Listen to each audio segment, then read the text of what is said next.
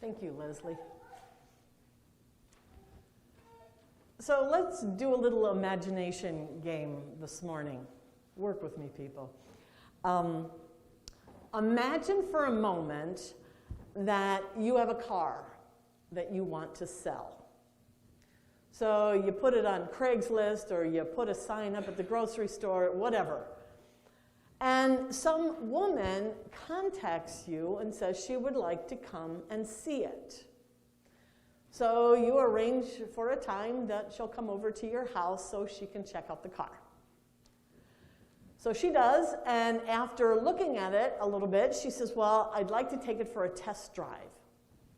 So you hand her the keys, and off she goes. Now you sit on your porch waiting for her to come back.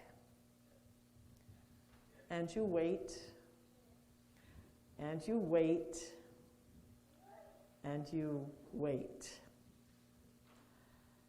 After about an hour, you start walking around the neighborhood to see if you can see her car.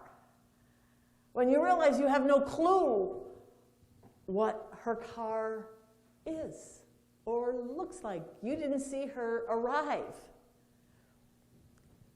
After 2 hours of waiting, finally you call the police. The police show up at your house and get all the details from you. And they are able to find your car in just minutes. Due to a massive network of experts and staggering technology and skill, people who are paid to do this very thing. When the police get to your car, the woman who drove it away was rather confused.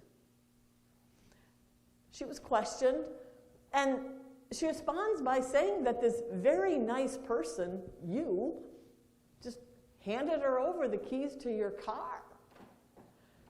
She assumed it was her car now. One of the police officers asks, lady, did you pay them for the car? And the woman answered, well, I've never heard of doing anything like that. What a great idea. Okay, I get it. This is an absolutely crazy situation, isn't it? It probably would never happen here because that's not the way we do things here. We have a very clear understanding of how business works. We agree to the same terms. We each provide what we've committed to put forward: cash, services, product. And if either party doesn't live up to their end of the deal, there are legal consequences, which is why we have contracts and lawyers and police. Our system of business works because most of the time, the system is supported by law enforcement and by a justice system that punishes people for not upholding their end of the agreement. If you don't believe me, just walk out of a Quick Trip with a bag of chips that you didn't buy. The police will be coming for you. But what did they do 4,000 years ago in human history? Who would you call? And what would you call with if somebody didn't uphold their end of the deal? Before humans created this very complicated system of law enforcement, insurance, car titles, wire transfers, cashier's checks, police scanners, 911 calls, how did people ever trust one another to keep up their end of the deal? Well, in the ancient world being the world in which our Bible was written, when you entered into a deal with someone, you made a covenant with them. And we've been hearing about these covenants in the sermons recently. And the way you did a covenant is first you'd get some animals, like a cow, a ram, a goat, a dove. Next, you would sacrifice them, and then you would cut them in half. And once they were in half, you'd make an aisle between them. And then the two parties involved in the covenant would stand at one end of the aisle, and they would state what they were going to do as part of this promise. I will pay you $2,500 for your old car. I will give you my car for $2,500. And you would walk down that aisle after you made your covenant, and then you would say to each other, may I become like one of these animals if I fail to uphold my end of the covenant. Whew. But you gotta figure, ancient cultures didn't have any law enforcement. Your word was your law. The covenant ritual was the way that people started to trust one another. The ritual is what held society together. In fact, the covenant ritual is where the expression to cut a deal came from. Okay, so now you have a silly situation and you have a little bit of history about the time our Bible was written. So let's actually turn to our Bible story for today, the chapter 15 of Genesis. So God had promised Abram, and notice that Abram is still Abram. God hadn't changed his name yet to Abraham. So Abram was promised that he would be the father of a nation. And you probably could feel into the confusion that Abram felt, that here he was, an old man, no children. Going to be tough to be a nation when you don't have children. So God took Abram outside, and he had him look up at the stars, and God promised Abram that he would have as many children as there were stars in the sky. Miraculously, Abram believed God. He trusted God. The verse reads, Abram believed the Lord, and God credited to him as righteousness. This, however, is not the amazing part of the story, as amazing as it is. Remember how we've been talking the last few weeks about ancient people and how those early people believed that the gods, the powers of the universe, were always out to get humans? The gods were thought to be angry, distant, looking for us to screw up, and therefore always looking for the sacrifice we were going to give the gods in order to please them and save their families and their very own lives. But the story you just heard Leslie read to us, the story of God and Abram, this story reveals that God wanted to do something for Abram, for humanity. This is unheard of in the ancient world. A God who wanted to do something good for a person, a mere mortal.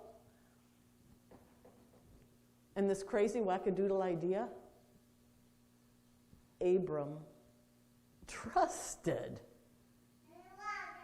No one on the face of this earth at that time had ever heard of a God who acted this way.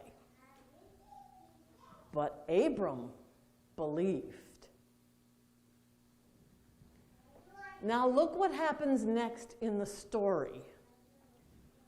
God told Abram, bring me a heifer, a goat, and a ram.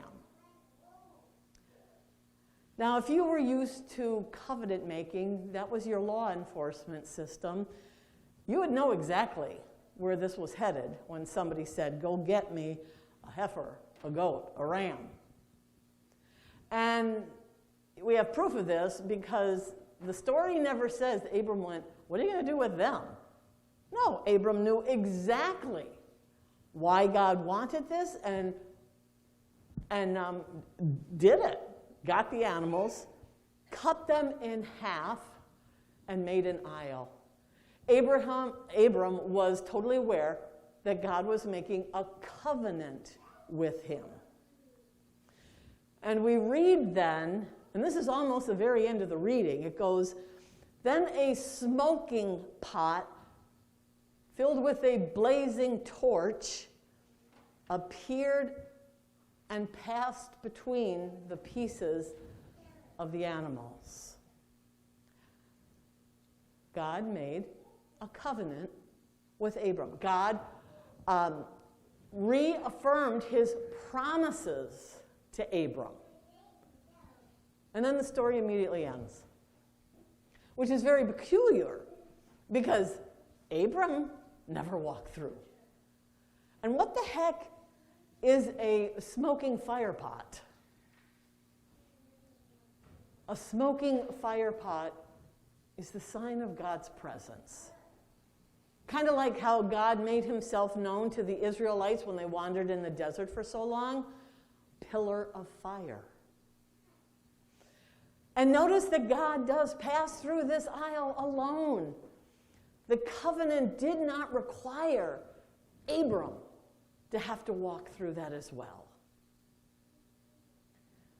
Once again, like the flood story we heard about a few weeks ago, this story about a covenant was very, very familiar to the people who lived back then. But also like the flood, this story takes a twist. It takes a surprising twist that nobody could have ever imagined. God committed to uphold both ends of the deal. So nothing could go wrong, ever.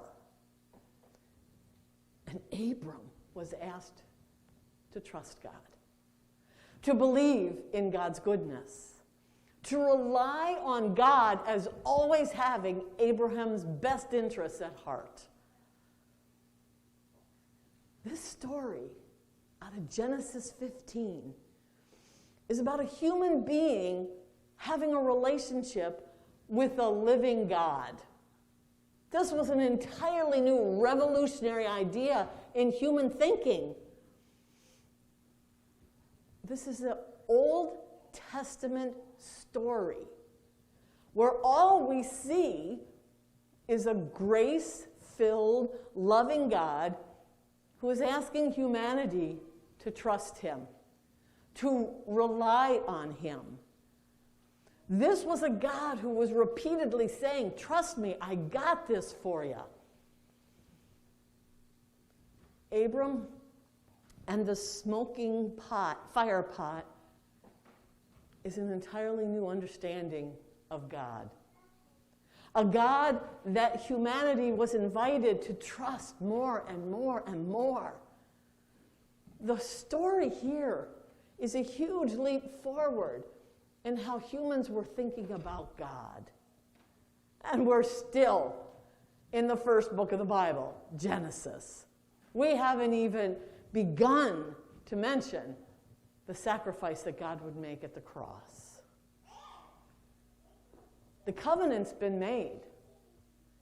The deal has been cut. Trust God. Rest in the knowledge that God is looking out for you. Believe in the goodness of God and watch the miracles unfold before you. Impossible things you never thought would be possible. May it be so for you and for me. Amen. So,